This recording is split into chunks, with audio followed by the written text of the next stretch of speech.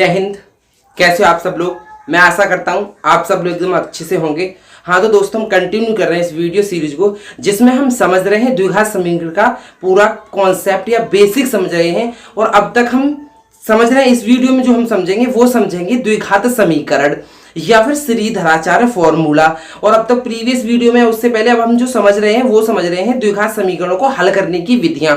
वो 3 विधियां बताई थी, जिसमें पहली विधि थी गुणनखंड विधि, दूसरी थी पूर्णवर्ग बनाकर विधि, और तीसरी है जो हम समझेंगे आज इसमें सूत्र द्वारा द्विघात सूत्र, या जिसको श्रीधराचार्य फॉर्मूला बोलते हैं, उसके द्वारा हम द्विघात समीकरणों को सॉल्व कैसे करते हैं। तो इस वीडियो में केवल और केवल हम समझेंगे श्रीधराचार्य फॉर्मूला कहां से आया, कैसे क्या सारा प्रूफ समझेंगे, क्या होता है ये सब कुछ। और श्रीधराचार्य जो इंडियन गणितज्ञ थे, उन्होंने ये सूत्र प्राप्त किया था।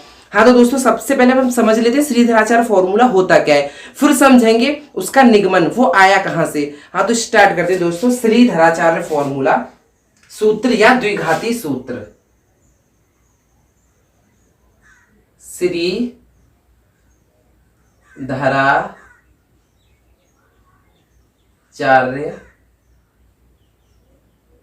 या द्विघाती सूत्र।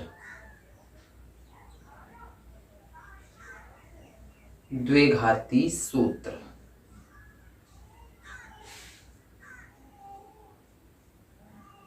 हाँ तो दोस्तों, श्रीधराचार्य फॉर्मूला या द्विघाती सूत्र क्या होता है, सबसे पहले मैं आपको लिख देता हूं। देखो, x बराबर minus B plus minus under root B square minus 4ac upon 2a। इसको आप बहुत अच्छे से याद कर लो दोस्तों। x बराबर minus B plus minus under root B square minus 4ac, समझ रहे हो ना। x बराबर minus B plus minus under root B square minus 4ac upon 2a, इसके 2a में ये आपका श्रीधराचार्य फॉर्मूला है। इससे हम उन समीकरणों को द्विघात, जितने भी द्विघात समीकरण, सारे समीकरण इस फॉर्मूले से बहुत इजी सॉल्व कर सकते हैं। इस वाले फॉर्मूले से आपको बता रहा हूं, इस वाले फॉर्मूले से सारे समीकरण को सॉल्व हम कर सकते हैं।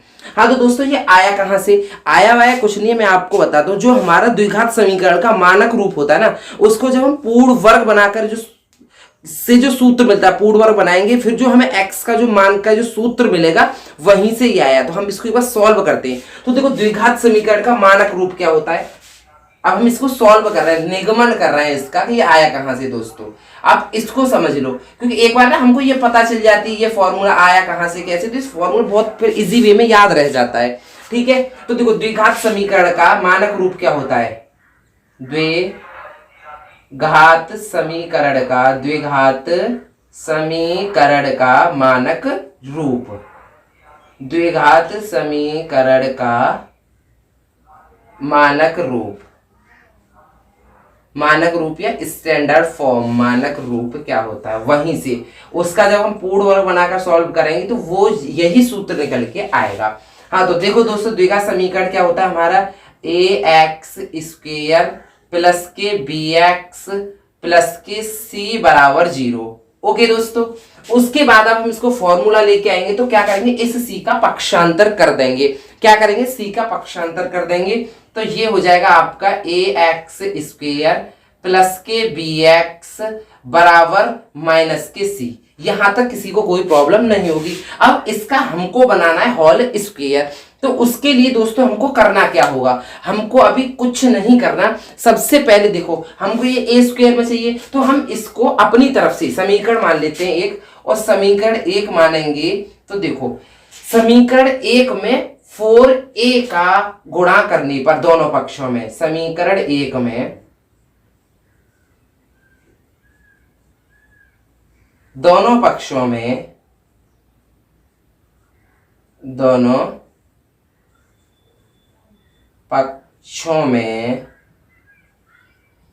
4a का गुणा करने पर, ठीक है, बहुत सिंपल है, कुछ भी नहीं है। गुणा करने पर, इसका निगमन करने पर। क्लियर दोस्तों। अब हम क्या है, समीकरण में 4a का मल्टीप्लाई कर देंगे। आया कहां से, वही तो हमको समझाना है। तो 4a का मल्टीप्लाई हम कर देंगे।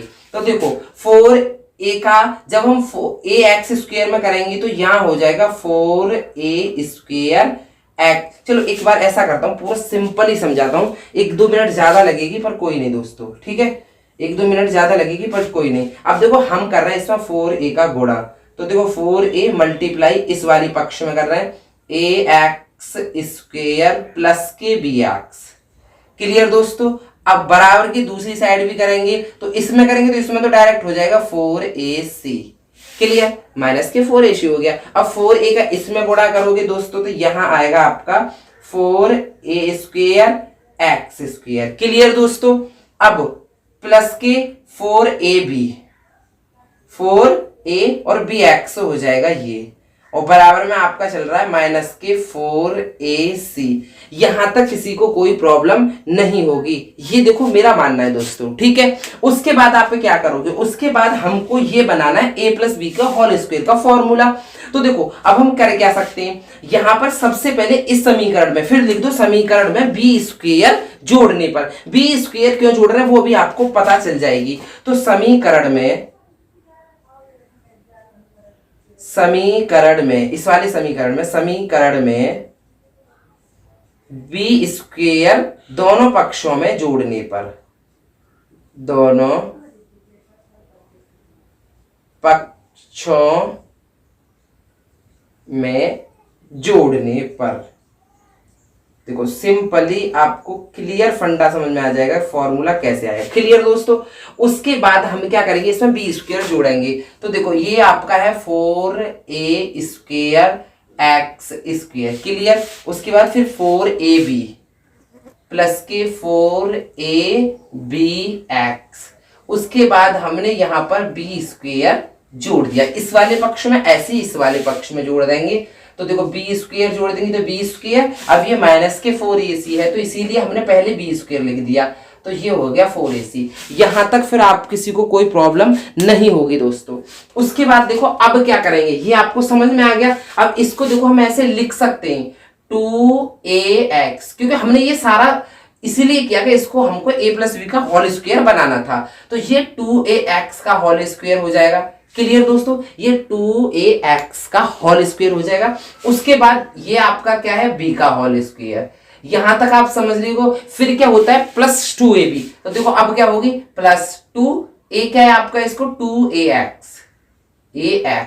और इंटू b क्या है आपका b। अब देखो आप गुणा करोगे तो 4babx ही आएगा, देखो 2 दूनी 4, 4abx ही आएगा। तो ये फॉर्मूला बन जाएगा तुम्हारा a प्लस बी का होल स्क्वायर। समझ गए होंगे, इसको ऐसे फॉर्म में लिख लो, और बराबर में आपका चल रहा है b² माइनस 4ac। यहां तक किसी को कोई प्रॉब्लम नहीं होगी दोस्तों। उसके बाद क्या करोगे, अब देखो a² प्लस के b² और फिर है प्लस 2 और a क्या है आपका ये, तो ये a आपका 2a और b क्या है आपका b। तो समझ गए ना ये किसका फॉर्मूला बन गया, a प्लस बी का। a यहाँ पूरा सिस्टम है ये वाला, कंफ्यूज मत होना, ये पूरी संख्या a है और ये पूरी संख्या जो है ये वाली b है। क्लियर। तो ये हो गया तुम्हारा 2ax प्लस के b का होल स्क्वायर। किसी को कोई दिक्कत नहीं होगी। बराबर में आपका चल रहा है b² माइनस 4ac। यहां तक किसी को कोई प्रॉब्लम नहीं होगी दोस्तों। फिर क्या करेंगे, उसके बाद इस वाले साइन को पक्षांतर कर देंगे, स्क्वायर की वर्ग को पक्षांतर कर देंगे, तो ये हो जाएगा आपका देखो 2ax। क्लियर। 2ax प्लस के b बराबर, जब ये वर्ग का साइन इधर जाता है तो प्लस माइनस इधर को अंडर का साइन आ जाता है, समझ रही हो। तो इस पे लग जाएगा अंडर b² माइनस 4ac। बहुत सिंपल समझाया मैंने। क्लियर। इतना समझ में आ गया आपका। फिर इसको b को पक्षांतर करेंगे हम, तो ये हो जाएगा आपका 2ax बराबर b प्लस के इधर जाएगी माइनस के हो जाएगी plus minus under b² minus 4ac। किसी को कोई यहां तक प्रॉब्लम नहीं होगी दोस्तों।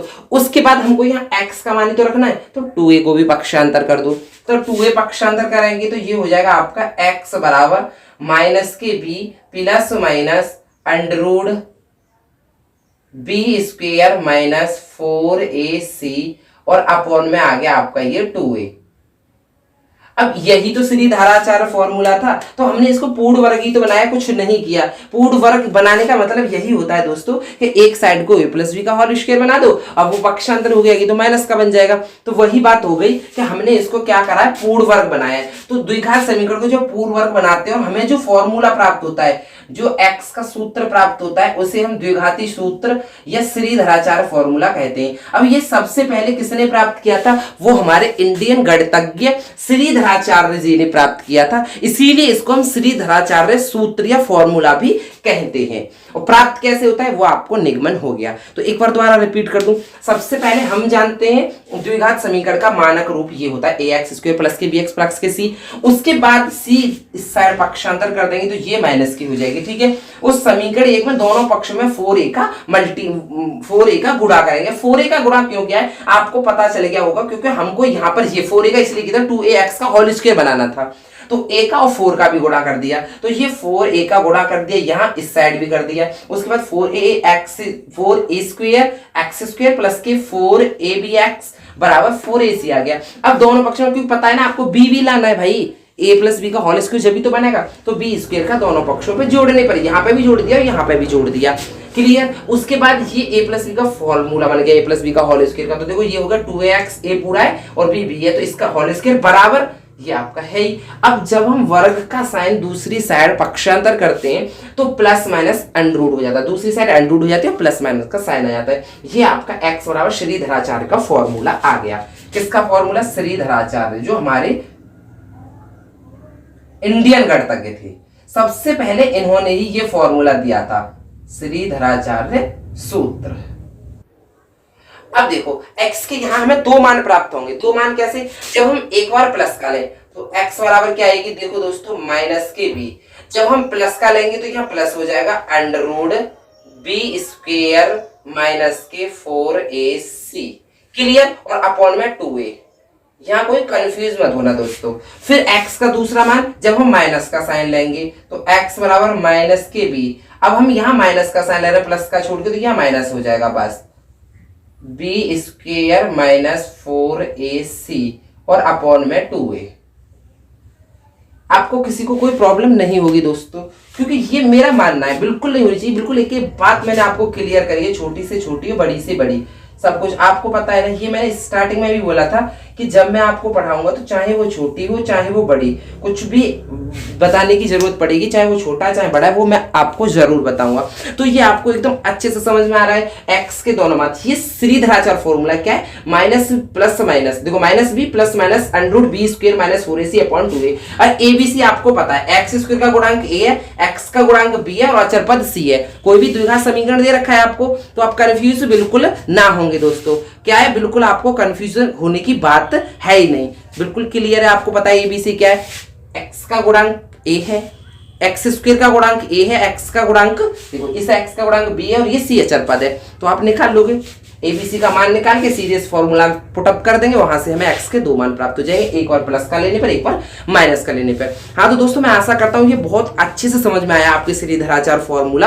अब जो हम नेक्स्ट वीडियो में बात करेंगे ना दोस्तों, वो करेंगे विविक्त कर। विविक्त कर क्या होता है वो सारी चीजें, ये बी स्क्वायर माइनस 4ac जो है इसको हम विविक्त कर बोलते हैं। इसके अकॉर्डिंग जब इसके मान पर डिपेंड करता है हमारे मूलों की प्रकृति, मतलब हमारा मूल प्लस में आएगा या फिर जो हमारे मूल दोनों बराबर होंगे या पर में होंगे या अपर में होंगे, ये सारी चीजें उस वीडियो में बहुत अच्छे से डिस्कस करने वाले। विविक्त करके ऊपर आएगा, पूरा एक सेपरेट वीडियो आएगा जिसमें सारा सब कुछ समझेंगे। अगर हमारा विविक्त कर 0 है तब दोनों मूल कैसे होंगे, विविक्त कर प्लस में है 0 से बड़ा है तब मूल कैसे होंगे, माइनस में है तब मूल कैसे होंगे, या प्लस में है तो अगर पूर्ण वर्ग संख्या है तब मूल कैसे होंगे, हमारे मूल तो समझ रहे हो। ये सारा डिस्कस हम उस वीडियो में करेंगे। अगर ये वीडियो आपको अच्छे से पसंद आ रही है ना दोस्तों, आपको नॉलेज इंक्रीमेंट हो रही है, आपको लग रहा है कि हम 95 लेके आ सकते हैं अगर हम इस वीडियो को देख लेंगे, इस प्लेटफॉर्म से पढ़ेंगे, तो चैनल को सब्सक्राइब कर लो और वीडियो को ज्यादा से ज्यादा शेयर करो, ताकि उन छात्रों तक भी पहुंच जाइए हमारी वीडियो जो मैथ में कुछ अलग करना चाहते हैं।